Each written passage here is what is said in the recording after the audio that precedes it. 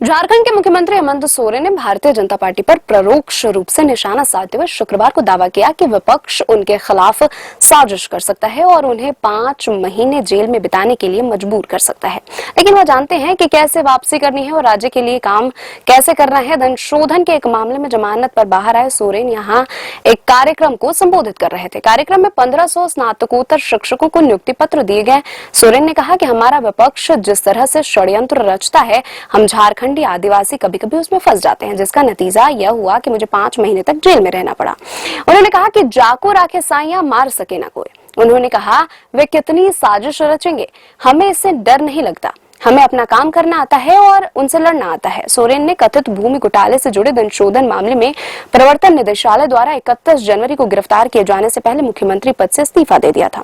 लगभग 5 महीने जेल में रहने के बाद उन्हें जमानत मिल गई और 4 जुलाई को वह फिर से मुख्यमंत्री बन गए थे। झारखंड उच्च न्यायालय ने उन्हें जमानत देते हुए कहा था कि प्रथम दृष्टया वह अपराध के लिए दोषी नहीं है और इस बात की कोई संभावना नहीं है कि जमानत पर रहते हुए वह किसी अपराध को अंजाम देंगे।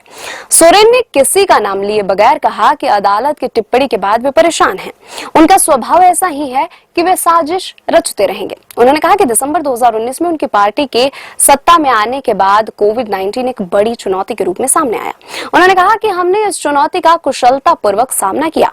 2 साल के भीतर ही हालात सामान्य होने लगे, लेकिन फिर हमारे विपक्ष ने विभिन्न एजेंसियों का इस्तेमाल करके विभिन्न तरीकों से हमें अपना काम करने से रोकने के लिए षड्यंत्र रचना शुरू कर दिया।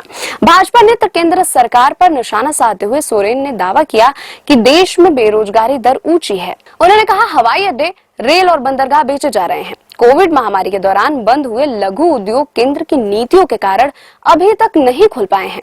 सोरेन ने कहा कि उनकी सरकार रोजगार सृजन के लिए लगातार काम कर रही है। उन्होंने दावा किया कि विभिन्न संगठित और असंगठित क्षेत्रों में 60,000 से अधिक युवाओं को नौकरियां प्रदान की गई हैं।